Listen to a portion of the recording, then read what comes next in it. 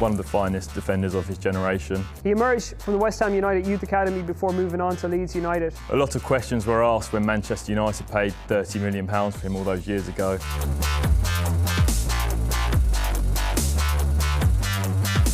Rio Ferdinand's made it into the top 10 because he's been a big wage earner now for something like approaching 13, 14 years. He's still earning around about £130,000 a week. Rio Ferdinand is the textbook rags to riches story. He did come from a poor background. He's worked his way to the top through sheer talent and hard work, and therefore he's an amazing role model for young children.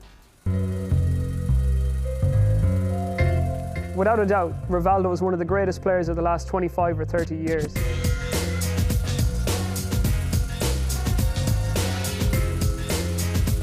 In the early 2000s, Rivaldo stood alone as the best player on the planet. He's a magical player who brings flair and creativity, and of course he is blessed with that sort of Brazilian icing, if you like, which is very attractive from a branding and from an image point of view. It's fantasy. He's a bully of sorts, and he's always made teams that he's played in his own. His brand and his image, in a way, is unlike any other top player out there. It's been difficult for Zlatan Ibrahimovic to put down his roots at any one club, and he has been on the move numerous times over the past decade. Now, while a certain amount of personal relationship trouble may have prompted some of these moves, one point that can't be overlooked is that his agent is Mino Raiola, who loves his players on the move and doesn't like them to spend too long anywhere. Yves has got a fantastic ski resort in Sweden. He also lives in Paris, and he's got homes in Milan and New York.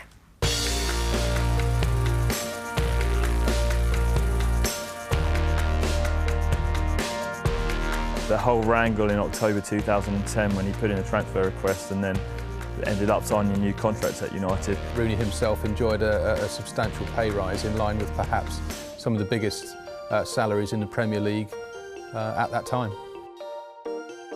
Wayne Rooney, when he emerged 11 years ago, was tipped to become one of the greatest English players of all time. He has fulfilled a lot of that potential at Manchester United, but there is still a little bit more talent that needs to be tapped in before Rooney will be regarded as an all-time great.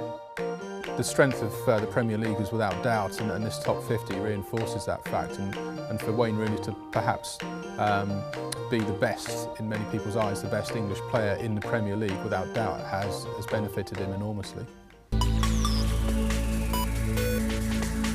Samuel Eto'o, widely regarded as one of the greatest African players of all time, is in my opinion the greatest African player of all time.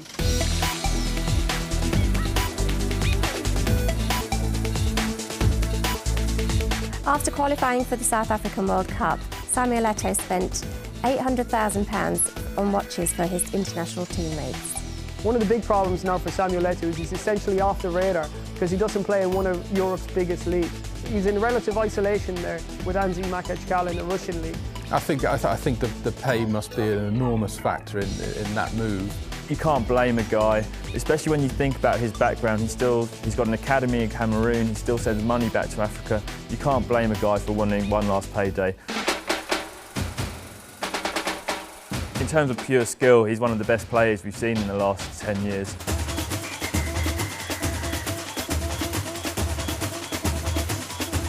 Some of the things he could do with the ball were absolutely mesmerising.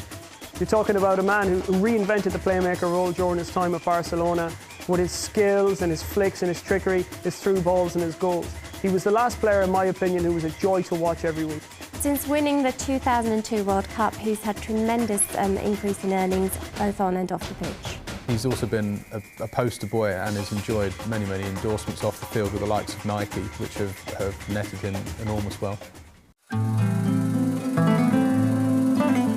During his AC Milan heyday, was the player that they all looked to make something happen. And this was in a team full of genuine superstars like Paolo Maldini and Clarence Seedorf. Shame now that when we think of Kaká, we think of this guy sitting on the bench and by far playing second fiddle to Cristiano Ronaldo, because at his best he was a tremendous player. Without doubt, if a player's not playing regularly, it will start to affect his commercial abilities off the field. In the case of Kaká, he's got a brand that's so strong that he can, to a degree, carry on earning substantially off the field despite this fact.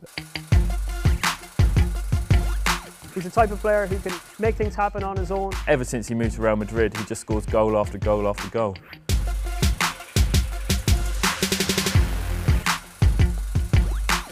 In any other era, Cristiano Ronaldo would be by far and away the best player in the world. He runs a fashion label, CR7, with his sister, which hasn't done too well. They've closed several of them, and the only one remaining is in Madeira. brands are attracted to that kind of look, to the look he has, to the athleticism he brings, to the type of football he plays, and undoubtedly that's helping him enormously. The superlative roll off the tongue. His low centre of gravity. The ball sticks to his foot like glue. His ability to find a pass in and around the area. He just does things that make your jaw drop. His dribbling and his unerring finishing. In every single game. All mean that Barcelona are possibly in possession of the most potent attacking footballer that there's ever been.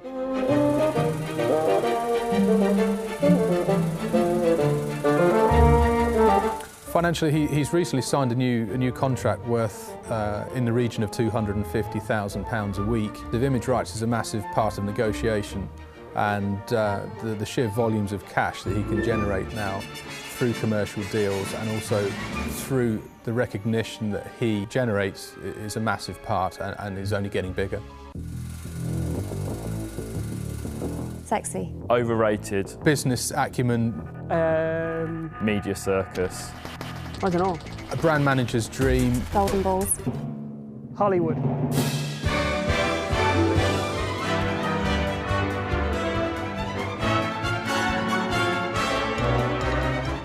He's clearly a player who's going to grow the profile of PSG overnight. He's someone who's going to shift shirts. As a famous footballer, Beckham is a recognised brand throughout the world, and therefore his employers pay him for his image rights that have got a monetary value.